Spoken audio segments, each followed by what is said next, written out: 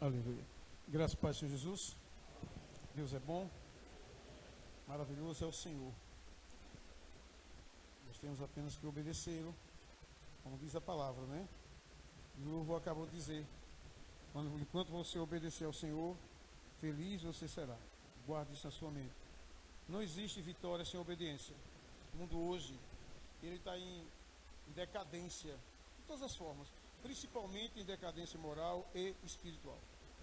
Se analisar direito, todas as decisões de governos das pessoas são voltadas para a carne, são voltadas para o sexo, são voltadas para a festa, para os prazeres, quando na realidade a parte mais importante é a espiritual, que é a única que vai permanecer quando você chegar no dia do julgamento final.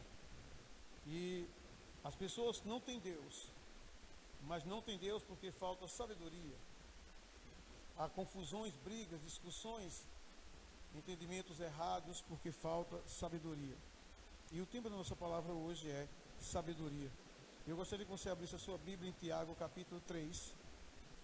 Tiago, capítulo 3. Tiago já é finalzinho da Bíblia, pertinho das cartas de Pedro, já mais próximo de Apocalipse.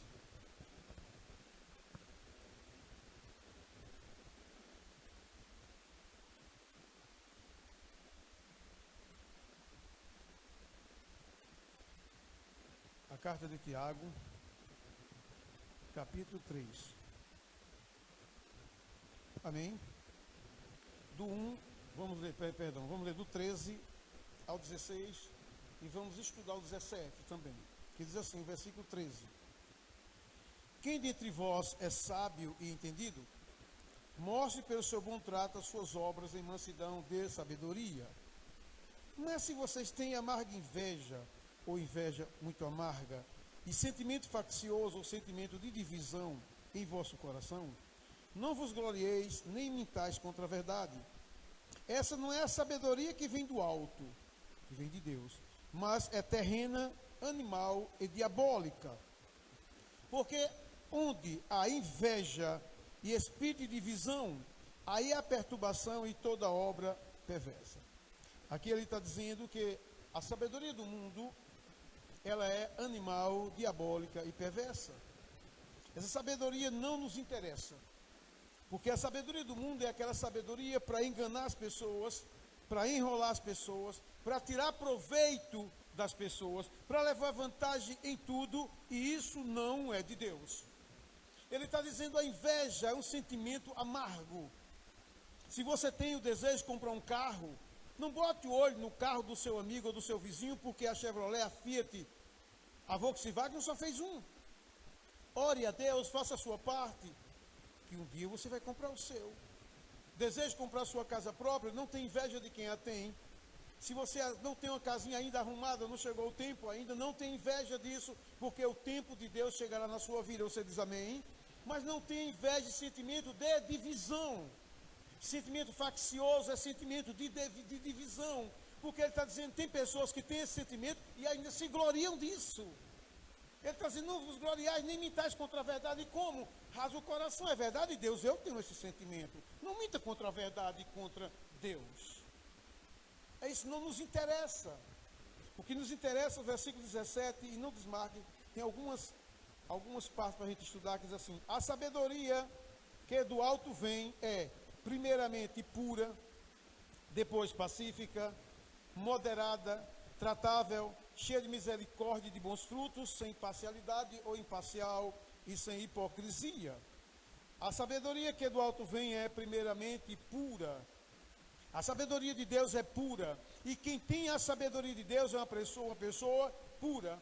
É uma pessoa de moral pura, de pensamentos puros, uma pessoa sem maldade, espiritualmente pura. Queridos, a pessoa que tem a sabedoria do alto, ela se desvia do que é mal. Ela abraça o que é bom, ela abraça o que é do bem, ela abraça o que é de Deus, mas ela abomina aquilo que é sujo. Ela abomina toda ou qualquer sujeira, todo sentimento que venha a sujá-la diante de Deus, porque a Bíblia diz, bem-aventurado o leito sem mácula, bem-aventurada a história sem mancha diante de Deus. Principalmente aos casais aqui eu digo, cuidado com a queda sexual. A sabedoria de Deus que vem do alto, primeiramente, é pura. E quem tem a sabedoria de Deus é uma pessoa pura. Continuando, nós vamos estudar esse versículo todo. Depois ela é pacífica. O que é uma pessoa pacífica? É o contrário de uma pessoa contenciosa. Provérbios 6, a partir de 16, o Senhor Deus, ele diz assim na sua palavra: estas 6 coisas Deus odeia, e a 7ª ele abomina. Existem 6 coisas que Deus odeia e uma 7ª que ele acha nojento, abominável. E qual é a 7ª coisa que Deus acha nojento e abominável? Aquele que semeia contenda entre irmãos.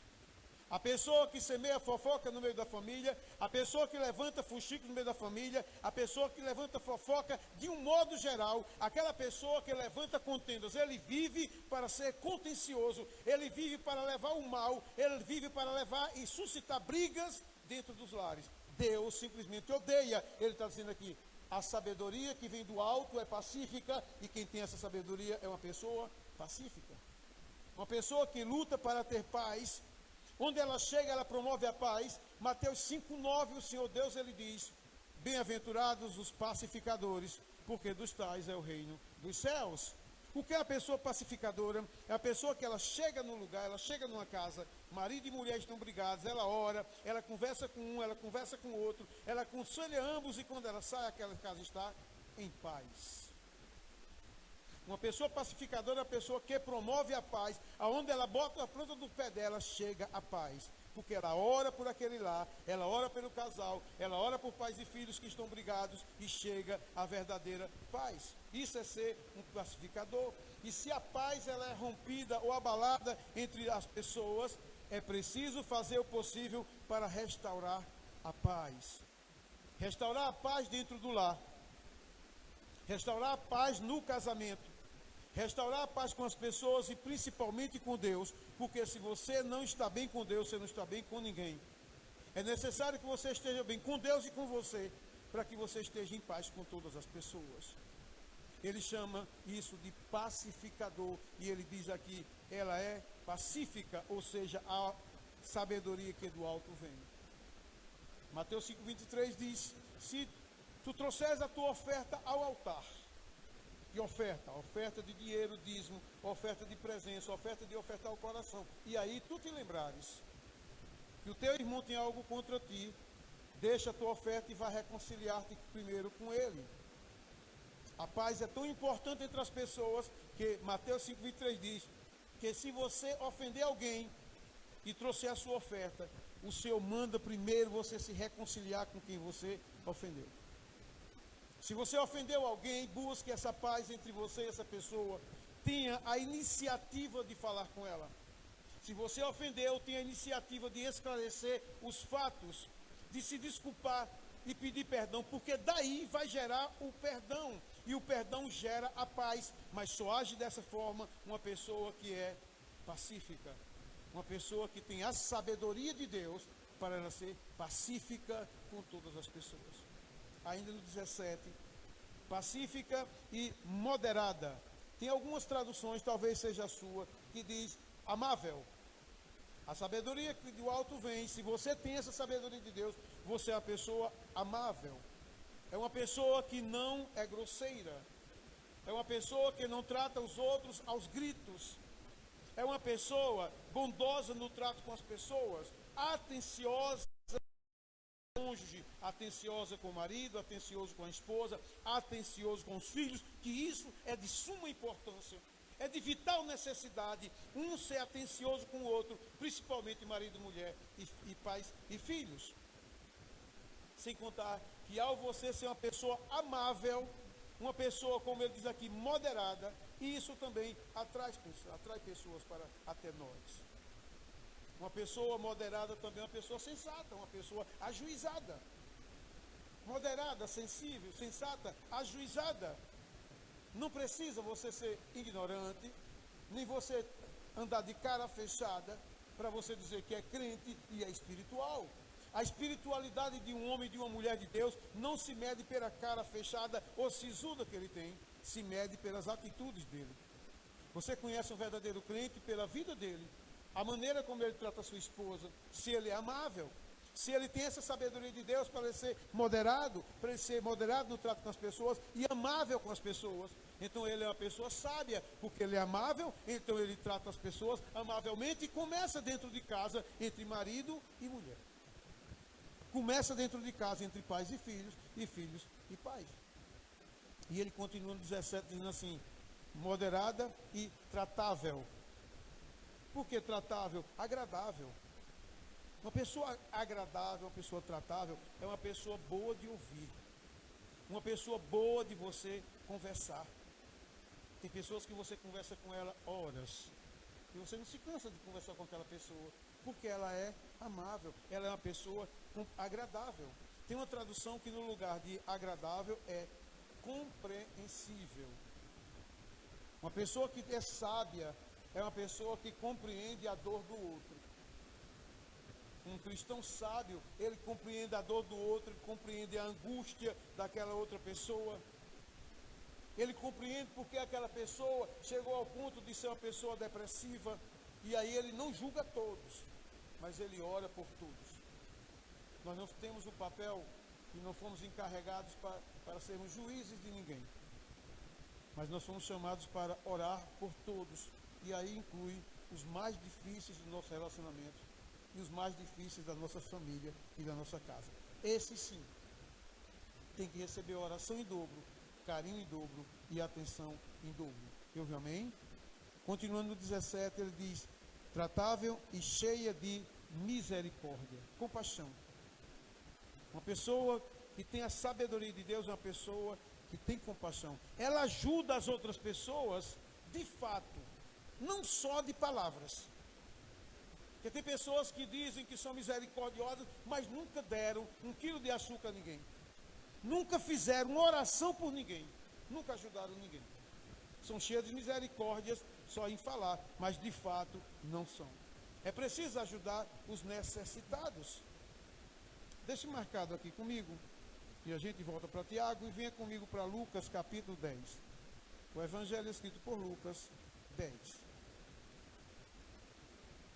Lucas 10.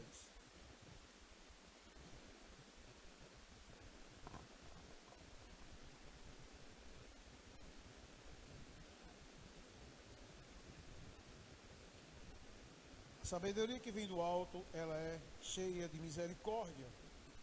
Quem tem a sabedoria de Deus é cheio de misericórdia. A pessoa misericordiosa e tem compaixão. 10, versículo 29, a partir do versículo 25 diz: E eis que se levantou um certo doutor da lei, Jesus estava pregando para os fariseus, doutores da lei, e tentando e dizendo, mestre, que farei para herdar a vida eterna? Jesus lhe disse, que está escrito na lei, como lês? E respondendo ele disse, amarás ao Senhor teu Deus de todo o teu coração, e de toda a tua alma e todas as tuas forças, e de todo o teu entendimento, e ao teu próximo como a ti mesmo. E disse-lhe, respondeste bem, faze isto, e viverás. Ele, porém, querendo justificar-se a si mesmo, disse a Jesus, e quem é o meu próximo?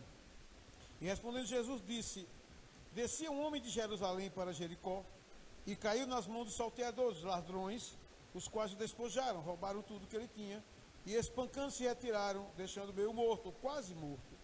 E ocasionalmente descia pelo mesmo caminho certo sacerdote, e vendo, passou de largo, passou longe. E de igual modo também um levita, chegou naquele lugar, e vendo, passou de largo, longe. Mas um samaritano que ia de viagem, chegou ao pé dele, junto dele, e vindo, moveu-se de íntima compaixão. E aproximou-se, atou-lhe as feridas, deitando-lhes azeite e vinho, e pondo sobre o seu próprio animal, sobre o seu cavalo, levou para uma hospedaria e cuidou dele. E partindo no outro dia, tirou 2 denários, depende da tradução, e deu-os ao hospedeiro, e disse-lhe, cuida dele, e tudo o que mais gastares, eu te pagarei quando voltar. Qual, pois, destes 3 te parece que foi o próximo daquele que caiu na mão dos salteadores? E ele disse, o que usou de misericórdia para com ele? Disse, pois, Jesus, vai e faze da mesma maneira. Misericórdia. Compaixão. Quem tem a sabedoria de Deus é uma pessoa que tem compaixão. Ela se compadece de quem passa fome, ela se compadece dos órfãos, das viúvas, ela se compadece dos necessitados. E uma pessoa doente ajuda da maneira que pode, da maneira que tem. E ainda arregimenta um exército de pessoas para ajudar. Jesus está falando para doutores da lei, fariseus, considerados a casta dos melhores que eles se consideravam. E eles consideravam os samaritanos como pecadores imundos. E Jesus diz, olha, certo dia descendo um homem, e os salteadores, ladrões, pularam em cima dele, deram em cima dele, meteram no cacete, quebraram ele todinho, e ele estava meio morto no chão. Ia passando um sacerdote, pode ser um pastor, pode ser um padre, um xamã, um babalorixá, uma pessoa que é sacerdote de uma religião, uma pessoa que é religioso, e ele viu o homem lá meio morto e passou de lá como quem diz assim, não vou me meter nessa não. Talvez até a consciência dele disse, salva o homem, e ele talvez para acalmar a consciência disse, que tenho eu com isso? Deixa embora. Um homem que vivia em algum altar pregando amor e misericórdia, mas na hora da prática não teve misericórdia. Passando um levita, uma pessoa que canta em qualquer igreja ou em qualquer religião. Da mesma forma, olhou e disse, isso não é problema meu. Mas veio um dito pecador chamado um samaritano, que não diz o nome dele, diz a origem dele, mas não diz o nome. Esse samaritano que é considerado pecador, infiel por vocês, que vocês excluem da sociedade, esse samaritano teve misericórdia daquele homem. Foi lá, não se importou que era com ele ou não era, ele foi lá, amarrou umas ataduras, botou azeite, limpou com vinho, botou em cima do próprio cavalo, foi andando a pé até a estalagem, até a hospedaria, chegou lá, botou a mão no bolso, tirou 2 denários, uma boa quantia, e disse ao hospedeiro, ao dono da hospedaria, está aqui o dinheiro. Cuida dele, tudo que ele precisar. E se for mais do que esse aqui, quando eu voltar eu te pago. Aí Jesus lança a pergunta aos sem misericórdias e diz, qual desses 3, ou qual desses foi o seu próximo? Note que ele não diz nem o samaritano, ele diz aquele que usou de misericórdia. Jesus diz, vai e faça da mesma maneira. A misericórdia, quem tem a sabedoria de Deus, é a pessoa que tem a misericórdia da ação. Não é só no falar. Ah, porque fulano está precisando. Mas na mente dele ou nas atitudes, que se dane. Cheio de misericórdia. Uma pessoa que tem compaixão. Queridos, a misericórdia e as boas obras andam juntas. As boas obras não salvam, mas dizem quem nós somos. Efésios capítulo 2, no versículo 8 diz, pela graça sois salvos por meio da fé, isto não vem de vós, é dom de Deus. Nós somos salvos pela graça, a graça é um favor que eu e você não merecemos. Graça, favor imerecido, não merecemos, não merecíamos, nunca vamos merecer, mas pela misericórdia dele, e o segundo fator que ele diz aqui, fé.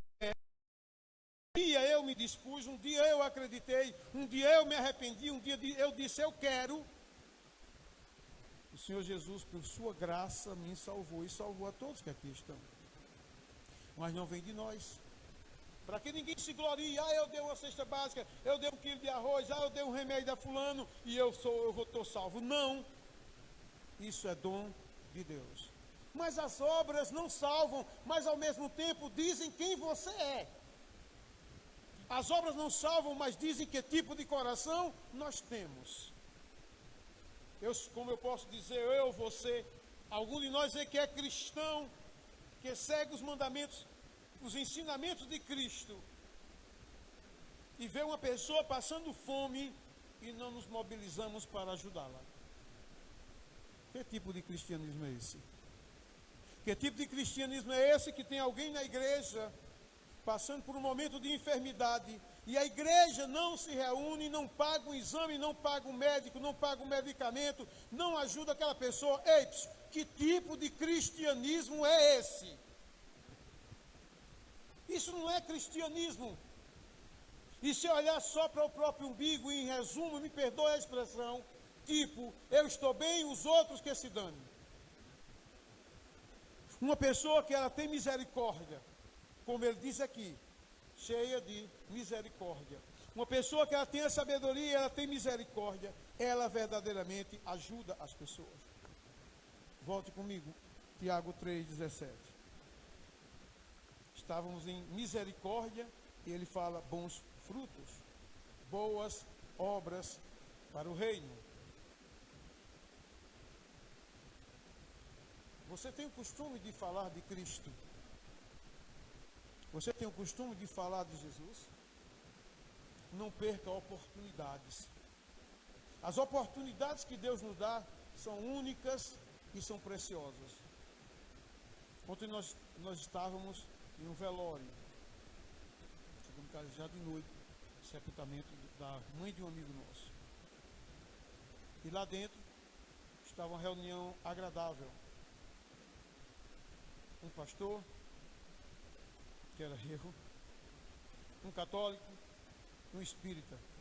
Deu certinho. Aí é que é o bom, porque são os diferentes. Não tinha iguais, eram os diferentes. E a argumentação de um, entre aspas, de outro na conversa, você sutilmente, pela palavra de Deus, e com a verdade, e conhecereis a verdade, e a verdade vos libertará. Você começa a falar do amor de Deus, começa a falar do amor entre nós, e no final as pessoas param para ouvir o que Cristo quer falar. Isso é bons frutos. É você, além de ajudar pessoas, também pregar a palavra de Deus. Visitar enfermos, visitar órfãos, viúvos, visitar pessoas que acabaram de perder parentes. Visitar uma pessoa que perdeu uma mãe, dar um abraço naquela pessoa, um cheiro e dizer, eu te amo, conta comigo. Ou você não pode ir naquele dia, você passa uma mensagem, manda um áudio e diz, olha, eu estou contigo, eu te amo, viu? Pode contar comigo para o que precisar, e mais, eu estou orando por você. Isso chama-se bons frutos, cheio de misericórdia. Eu vi, amém? Ainda no 17 ele diz, e sem parcialidade, ou imparcial. Eu digo a você, vou trazer como sem acepção de pessoas. Sem amar uns e odiar outros. Sem favorecer uns e desprezar outros. Imitando Jesus, amando a todos por igual. Jesus nos ama sem acepção de pessoas. Para ele pouco importa a escolaridade, nível cultural, lugar de nascimento, família que nasceu, riqueza, pobreza, cor da pele. Para ele todos nós somos iguais. E nós precisamos amar dessa maneira. Sem acepção de pessoas. Mas pastor, eu tenho um amigo meu, e eu gostava dele e tudo mais, mas agora, e ele é gay, mas agora eu me converti e me afastei. Você é doido, você é maluco. Nós não podemos abraçar a prática dele, ou talvez andar com ele 24 horas para que as pessoas não nos julguem, mas nós temos que mostrar para ele amizade e dizer, se você precisar de mim, eu estou aqui para te ajudar, vou continuar orando por ti. E amanhã ou depois ele liga para você e pergunta, rapaz, eu estou perturbado, o que eu faço? Vamos orar nós dois juntos? Você ora com ele. Sem acepção de pessoas. Para mim, o preconceito por opção sexual, o preconceito por cor de pele, por nível cultural, essa palavra preconceito para mim é o cocô da mosca, do cavalo, do bandido. Tem que ser banida, abolida do nosso meio. Você diz comigo amém? E aí ele finaliza dizendo no versículo 17, e sem hipocrisias. Jesus estava falando para os fariseus, eram hipócritas. A palavra hipócrita quer dizer ator, fingido. Nós temos que ser bom exemplo. Nós temos que ser honestos com nossos sentimentos. Nós temos que ser pessoas corretas, viver o que fala e falar o que vive. Nós não podemos ser falsos e fingidos, a ponto de dizer para você, não faça, mas você faz. Não diga, mas você diz as mesmas coisas.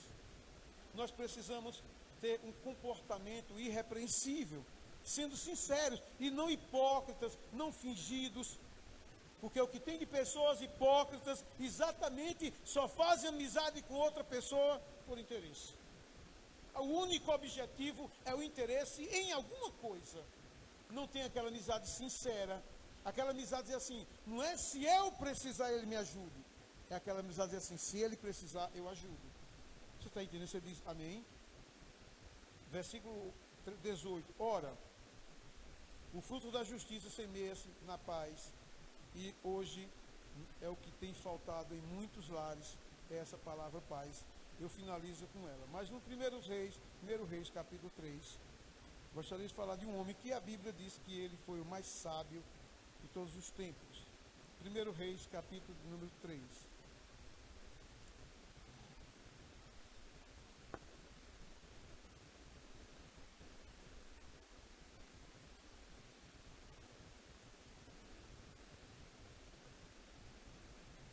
Amém?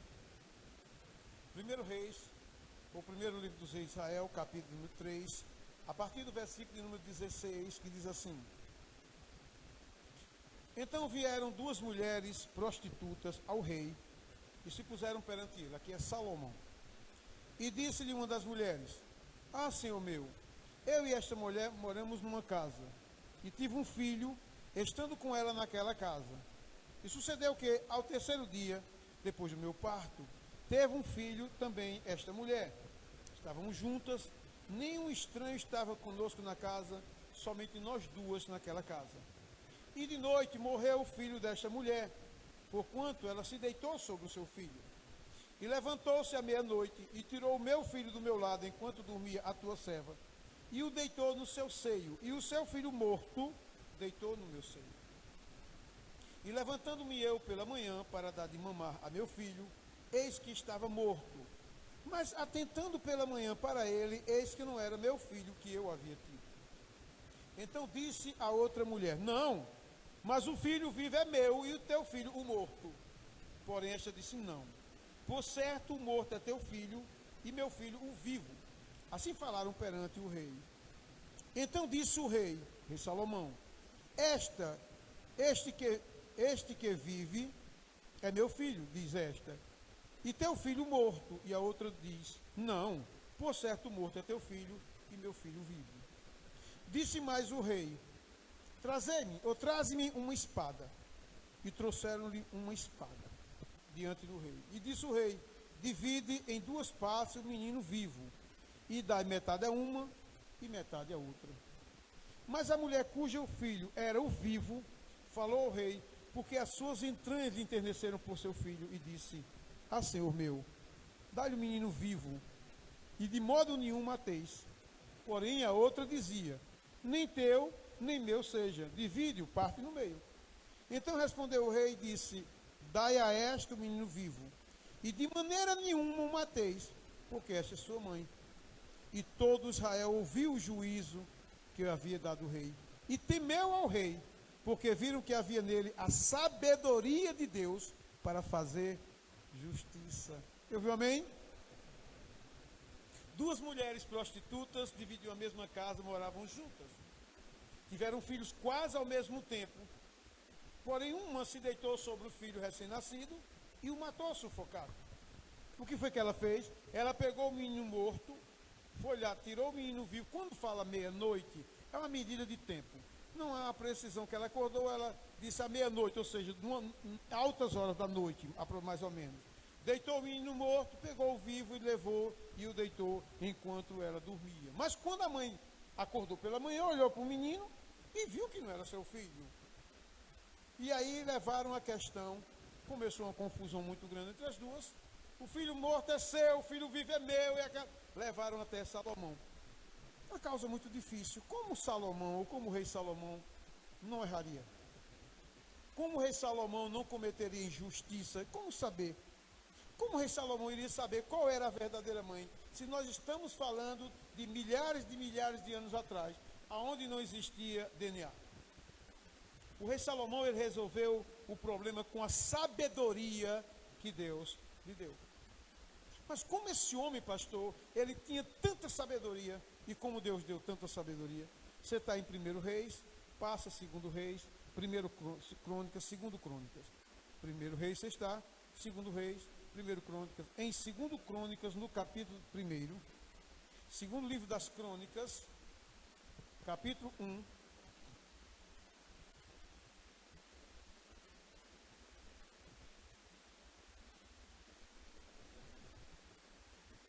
versículo 7 diz assim, 2 Crônicas, ou segundo livro das Crônicas, 1, 7.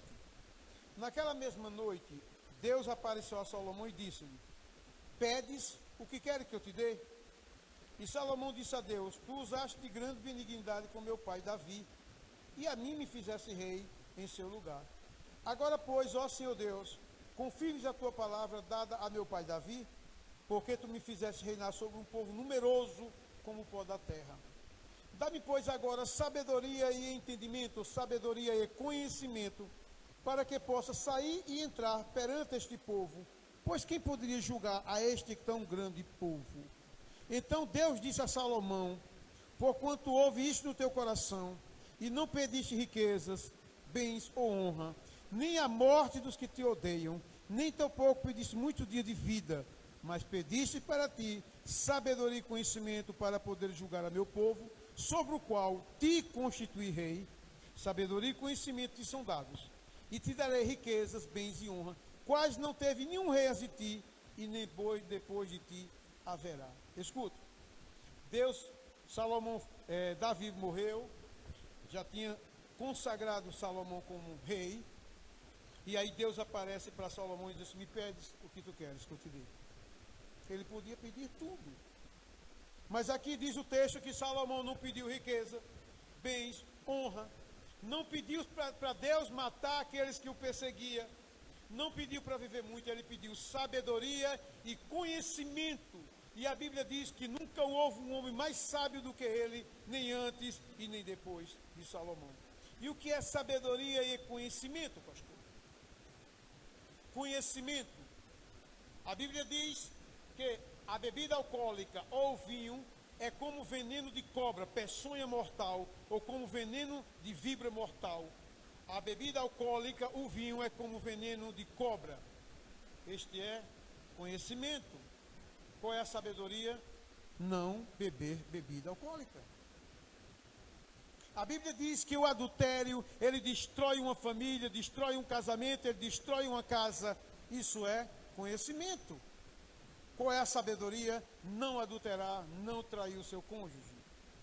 A Bíblia diz que a fornicação, que é o sexo entre pessoas solteiras, para Deus é prostituição, Deus odeia e abomina. Se morrer nesse pecado, vai para o inferno. Isso é um conhecimento. Qual é a sabedoria? Não fornicar e os jovens se guardarem para depois do casamento.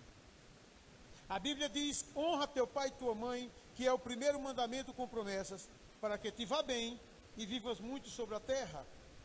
Você honra seu pai e sua mãe, você tem longevidade, vida longa e prosperidade. Isso é conhecimento. Qual é a sabedoria? Honrar pai e mãe. Precisamos dessa sabedoria. Nós temos que pedir a Deus sabedoria e conhecimento, principalmente aqueles que têm o chamado para pregar a palavra de Deus, pregar a palavra de Deus na igreja e pregar fora dessas quatro paredes. Você foi chamado, todos que aqui estão, para pregadores, todos. Não, pastor, eu não tenho nem jeito de pregar. Tem sim, você fala, fica mais fácil do que a jumenta que Deus usou. Então se disponha a pregar, que você esteja num lugar e diga: Senhor, me dê sabedoria, quando alguém me questionar, ou quando eu sentir de falar para alguém sobre a tua palavra, sobre o teu amor, seja onde for, na faculdade, na escola, no meio da família, onde for, o Senhor me dê sabedoria para me falar, para pregar a tua palavra. Sabedoria para nós sermos bons exemplos, para que nós cheguemos aonde o Senhor nos diz que nós somos sal da terra e luz do mundo. Simplificando, exemplo. Que o Senhor nos dê sabedoria e conhecimento, para que nós sejamos exemplo para os de dentro da igreja, os de fora, para os de dentro de casa, os da família e os de fora. Sabedoria para não pecar contra Deus. Sabedoria para discernir as ofertas de Satanás, porque Satanás investe pesado para derrubar o crente. Sabedoria para não pecar, sabedoria para não cair. Mas é preciso sabedoria para discernir quando aquilo que vem até nós é de Deus ou é do maligno. Sabedoria para pedir perdão. Sabedoria para reconhecer nossos erros. Porque não é as pessoas que erram com a gente, nós também erramos com as pessoas. Sabedoria para pedir perdão e se consertar. Sabedoria para pedir perdão a Deus se temos agido loucamente.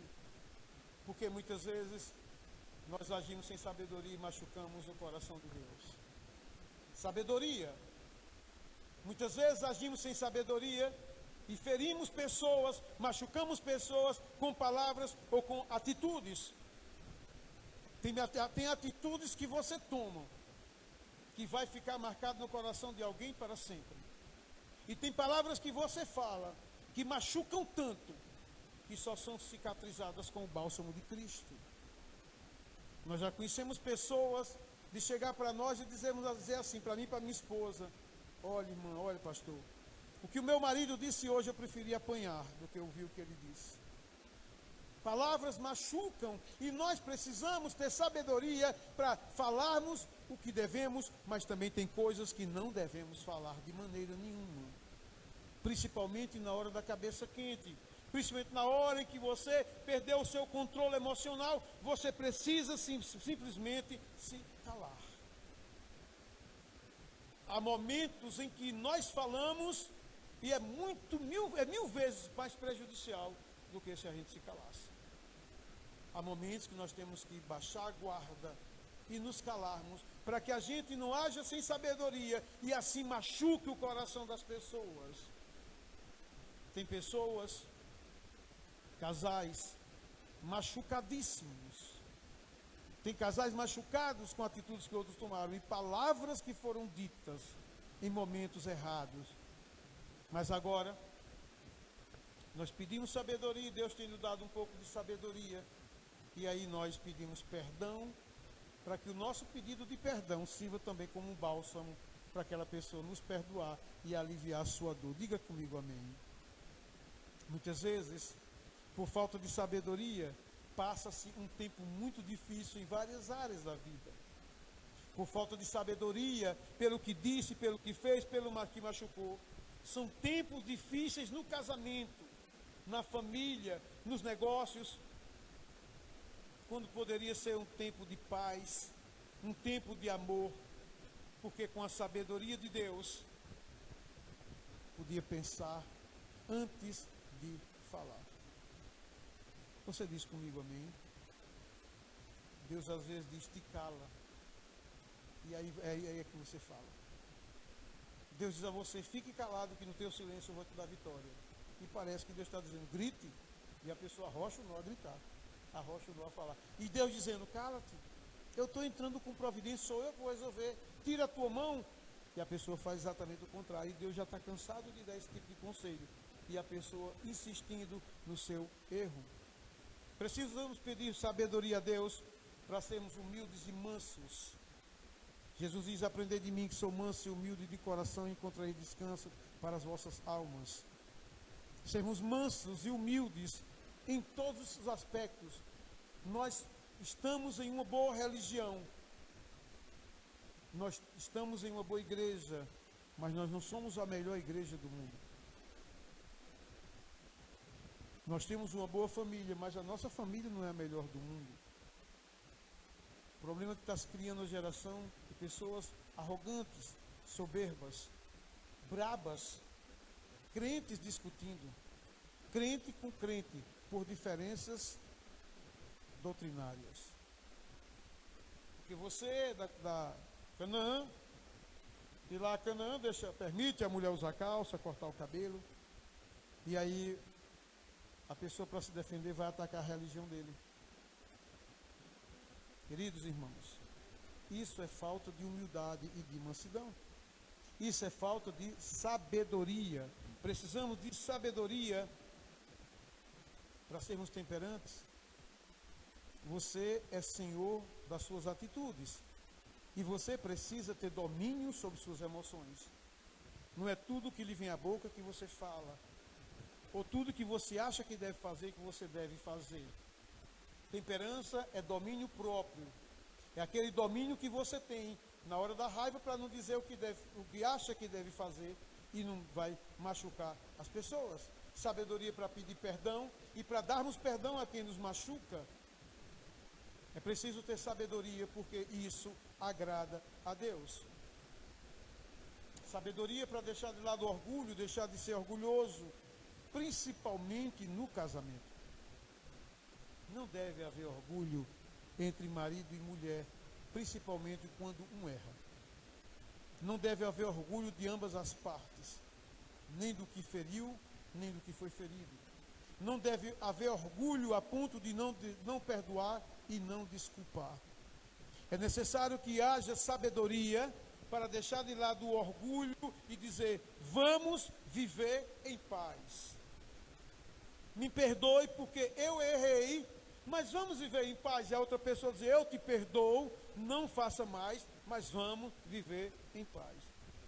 Jesus diz: a minha paz vos dou. A paz de Cristo, ela é tão importante que quando a pessoa está em paz, ou nesta paz, cai o mundo de um lado, cai o mundo do outro, mas a pessoa está em paz. A falta de paz leva a família à destruição e à ruína. Jesus diz: a minha paz vos dou, não dou como o mundo a dá, porque a paz do mundo é hoje e amanhã é turbulência. Mas a paz de Cristo era tão maravilhosa que você está ouvindo este culto aqui. O Senhor está nos corrigindo, nos exortando em alguns pontos. Você vai sair daqui feliz, animado e alegre com Cristo, porque Cristo está com você e você com Ele. E amanhã de manhã você está melhor ainda. Lembrando das palavras, vai vir uma tentação, vai vir alguma coisa, você diz: olha, o Senhor me alertou isso aí no domingo. Eu estou prevenindo para isso aí, inimigo, não quero saber de você. A paz de Deus, ela é maravilhosa. E muitas vezes, tudo que nós precisamos, não é um carro novo, uma casa nova, não é nada disso. Tudo que nós precisamos é paz. Vivermos em paz. Porque quem está em paz, mesmo passando por uma crise financeira, ela come um cuscuz com ovo, toma um cafezinho, nem forte é, porque tem que ser ralinho. Come um cuscuz com ovo, toma um cafezinho, os dois brincando na mesa e se levanta feliz. Mas quando não há paz, a mulher pode servir uma picanha argentina. Mas olha assim atravessado, come por comer, se levanta aborrecido e vai embora. Porque não há paz. A minha paz vos dou. Precisamos orar ao Senhor e deixar de dizer assim: Senhor, me dá um carro, Senhor, me dá uma casa, porque o Senhor tem para você, Ele vai lhe dar. Aquilo que Ele prometeu, Ele não volta. Prosperidade e bens Ele tem para todos nós, amém? Mas isso os gentios pedem, as pessoas que não conhecem Deus pedem todo dia também. Mas vamos pedir: Senhor, me dê sabedoria. Senhor, me dê sabedoria para me ensinar os meus filhos os teus caminhos, que é difícil. Imagine você, aqui nós temos uma ruma de pessoas, tem diz o outro, que tem filhos adolescentes, hoje outros aqui tem filhos crianças, bebezinhos. Imagine você, se o mundo está ficando um caos hoje, imagine daqui a 10, 15, 20 anos como não vai estar, quando o teu filho for adulto, o teu filho for um rapaz ou uma filha for uma moça. É preciso muita sabedoria, paz, paciência, conhecimento, calma, para instrução, para instruir os nossos filhos no caminho do Senhor. Não é por força nem por violência, mas por amor. E pregar a palavra por amor é tudo que um adolescente precisa ouvir. Adolescente, ele não precisa ouvir: ó, tu tem que ser crente, senão tu vai para o inferno. O adolescente, ele precisa ouvir: olha, Jesus te ama tanto que morreu por ti. Ele te ama tanto que Ele está disposto a te conceder todos os sonhos do teu coração, desde que sejam lícitos diante dele. Vocês amém? 1 Reis, onde começamos? Capítulo 3.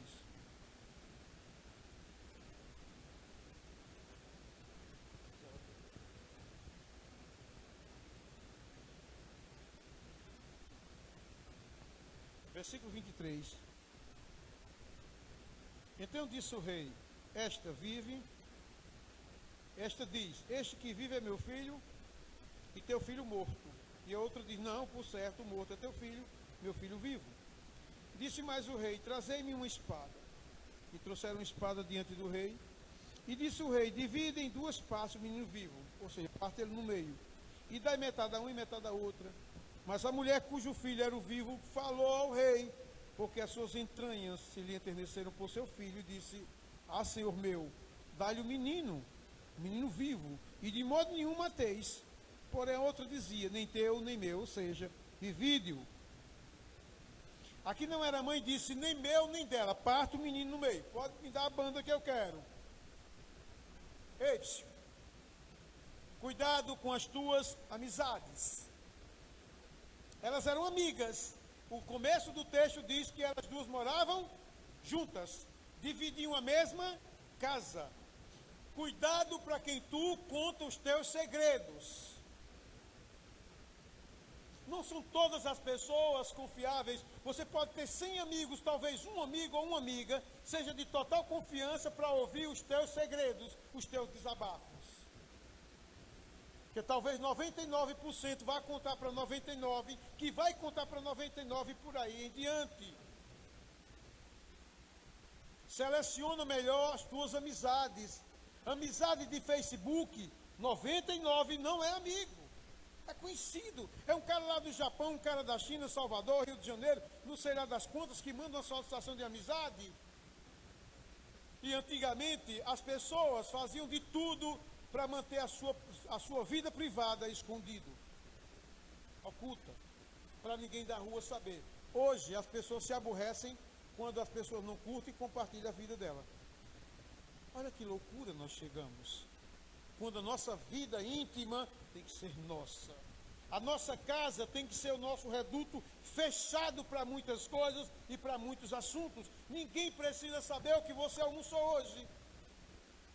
Ninguém precisa saber se você está bem ou não com seu esposo, se está atravessando uma fase boa ou não financeiramente, se você está bem ou não de dinheiro, se você está com as dívidas em dia ou não. Ninguém precisa saber, salvo o cônjuge ou um amigo que tem que ser muito amigo e ter dado prova disso. Ninguém precisa entrar na tua casa e dizer: eita, hoje é macarrão nada, com bife na caçarola emborcado. Precisa? Não. Você tem que fazer que nem um amigo meu. Eu não era crente, gostava de jogar um sinuquinha. E às vezes à noite eu tomava um cafezinho, bater uma partida de sinuca para poder dormir. E ele chegava com a boca toda suja de farinha, os dentes cheios de farinha. Cheio de farinha mesmo. Ele ria assim, cheio aparecia. Aí o cabo dizia: eita, bicho, você é nojento, pai. Vai escovar os dentes cheio de farinha. Não, rapaz, é queijo que eu comi. Comia farinha e rotava queijo. Ninguém precisa saber da minha vida. Toda a vida eu tive isso.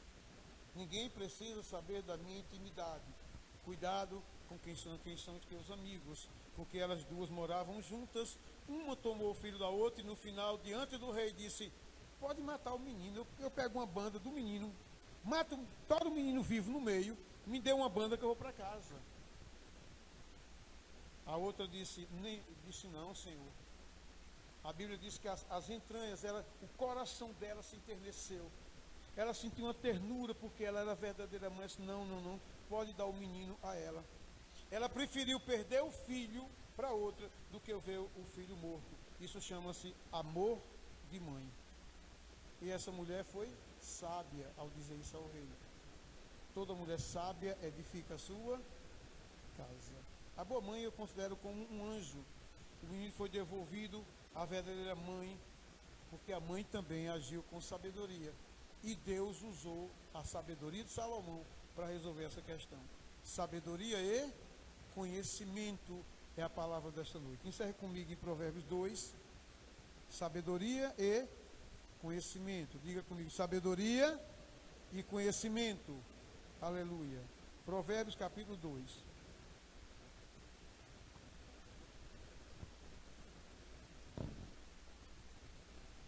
Meio da Bíblia é Salmos, vizinho da direita é Provérbios. Provérbios capítulo 2. Versículo 1 diz assim: filho meu, se aceitares as minhas palavras e esconderes contigo os meus mandamentos, para fazeres o teu ouvido atento à sabedoria e inclinares o teu coração ao entendimento, e se clamares por conhecimento e por inteligência, alçares a tua voz, se como a prata a buscares e como tesouro escondido a procurares, então entenderás o temor do Senhor e acharás o conhecimento de Deus. Porque o Senhor dá sabedoria, da sua boca é que vem o conhecimento e o entendimento. Que a partir de hoje, nas tuas orações, estejam também esse pedido. Você pode continuar orando por bens, por saúde, pelo seu casamento, pelos seus filhos. Deus é um Deus maravilhoso, que Ele está em todas as frentes da nossa vida, e principalmente nas frentes de batalha. Mas que a partir de hoje você começa a pedir ao Senhor sabedoria e conhecimento. Conhecimento vem através da Bíblia. Então leia mais a Bíblia, busque mais ler, ter um tempo a sós com Deus para ler esse livro maravilhoso. Sabedoria o Senhor vai te dar. Você diz amém? Fique de pé e vamos orar ao Senhor.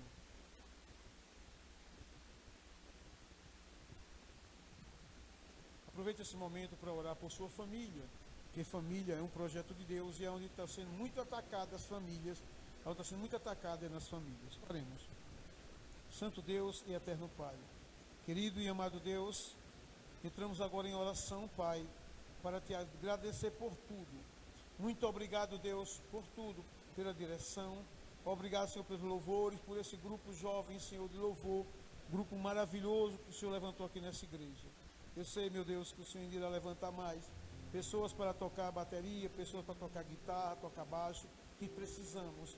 Mas no tempo do Senhor, eu sei que vai ser levantado nessa igreja. Mas nós queremos dizer obrigado, Senhor, por esse grupo, pelo coração deles, pela integridade espiritual dessas pessoas, desses jovens que estão diante de Ti. Nós sabemos, meu Deus, o coração deles, Pai. Por isso nós queremos dizer obrigado. Sustenta eles em Tuas mãos, em nome de Jesus. Livra-os de todos os males, livra de todo ataque do maligno. Em nome de Jesus, entregamos em Tuas mãos, Pai. Obrigado, Deus, principalmente por Tua presença, porque antes de chegarmos aqui, o Senhor já estava. Tua palavra diz, Senhor, que onde tiverem 2 ou 3 pessoas reunidas em Teu nome, o Senhor estará em nosso meio. E o Senhor está aqui, o Pai, o Filho e o Espírito Santo está aqui. E quando nós chegamos, o Senhor já estava. E o Senhor falou grandemente através dos louvores, falou grandemente através da palavra inicial, da direção, e através dessa palavra, uma palavra de instrução, Deus. Uma palavra de instrução no nosso coração, para que a gente erre menos, para que a gente tenha sabedoria, Senhor, de errar menos com as pessoas, principalmente com as pessoas dentro de casa. Nos ajuda, Senhor, a pôr em prática. Tira, Senhor, em nome de Jesus, tira do nosso coração todo orgulho, tira do nosso coração toda ira, toda raiva, toda tristeza, toda mágoa, toda decepção. Tira, Senhor, em nome de Jesus, Pai. Trata os corações aqui presentes. Trata os sentimentos dessa pessoa, Pai, que talvez hoje, Senhor, os sentimentos dela sejam guiados pela raiva, são guiados, meu Deus, pelo ódio, pela mágoa de coisas passadas, são guiados por tristezas, por pensamento de vingança. Trata, Senhor, trata esse coração em nome de Jesus. Trata, Senhor, esses sentimentos das pessoas que estão aqui na igreja e de todos quantos estão ouvindo e vendo esta oração, Senhor. Trata, Deus, trata o coração, Senhor. Arranca toda mágoa, arranca todo ódio, Senhor, e que nesse coração brote a paz de Cristo, a verdadeira paz. Ó Deus, em nome de Jesus nós pedimos isso e mais, Senhor, que nós só temos a Te pedir. Pai, tem misericórdia das famílias, a começar da minha família e da família de todos aqui, Senhor. Tem misericórdia dos nossos filhos e de toda a nossa parentela e do nosso cônjuge, Pai, que é carne da nossa carne e osso do nosso osso. Deus, em nome de Jesus.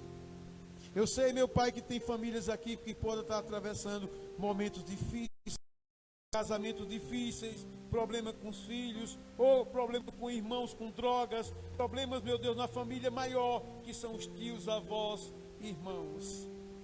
Em nome de Jesus, Pai, visita agora esta casa. Esta pessoa está orando comigo agora, Senhor, ou na internet, ou está orando comigo aqui na igreja. Eu te peço, Deus, em nome de Jesus, visita esta pessoa agora e dai a paz no coração dela e a certeza de que o Senhor pode resolver. E em nome de Jesus, Pai, visita a pessoa que ela está orando e dizendo: Deus, tira o vício do alcoolismo de fulano. Deus, tira o vício da prostituição de fulana. Tira aquele vício das drogas de fulano. Deus, ela está orando, está apresentando a causa, está apresentando a pessoa, Deus. E só o Senhor pode fazer isso. Porque a Bíblia diz que o Senhor é o Deus de perto e é o Deus de longe. Então visita essa pessoa agora, Senhor, e que haja milagres nesta casa, haja milagres, Senhor, nesta família. Esta oração, meu Deus, seja, meu Deus, um instrumento usado por Ti para fazer com que este milagre se manifeste nesta casa, em nome de Jesus. Que haja cura, cura da alma, cura física, Senhor. Pessoas que entraram aqui tristes, abatidas, angustiadas, pessoas que estão assistindo, Senhor, estão nessa situação também, aqui eu assistindo, e estão com depressão, estão com síndrome do pânico, estão, meu Deus, até com medo de sair de casa. Em nome de Jesus, todo mal caia por terra. Em nome de Jesus, essa depressão, essa síndrome do pânico saia dessa pessoa, e toda doença psicossomática também desapareça em nome de Jesus. E que a verdadeira paz de Cristo brote nesta alma e neste coração, em nome de Jesus. E depois essa pessoa seja também usada como instrumento, Pai, para salvar outras vidas, seja usada como instrumento pelo Senhor, para também levar a cura a outras pessoas depressivas, em nome de Jesus, porque discípulo gera discípulo. Pai, abençoa a todos, em nome de Jesus, nos dá sabedoria e conhecimento. Senhor, nos dá sabedoria, sabedoria, sabedoria, assim como o Senhor deu sabedoria a Salomão, também nos dá a nossa porção de sabedoria, em nome de Jesus. Despede esse povo em paz, Senhor, leva-os em paz aos seus lares, acampa anjos ao redor dessas pessoas, dando livramento e dando proteção a cada uma delas. Que a tua paz seja abundante na vida dessas pessoas, em nome de Jesus. Que o Senhor conceda, Pai, uma semana maravilhosa a todos, uma semana de paz, de união, de comunhão familiar, de muito amor entre a família, e que os sentimentos dessa pessoa sejam guiados pela paz de Deus, pela paz de nosso Senhor Jesus Cristo. Abençoa, Deus, a todas estas pessoas que estão orando comigo agora, que a tua bênção seja grandiosa sobre cada uma delas, em nome de Jesus. Você diz: amém. Que a paz de Deus, que excede todo entendimento humano, esta paz domine a tua mente e o teu coração em Cristo Jesus. Que Deus te dê muita paz na tua alma e no teu espírito. Que você tenha muita paz com você, muita paz com Deus e paz com todos. E a tua casa, o teu lar, seja cheio da paz de Deus. Em nome de Jesus, você diz amém?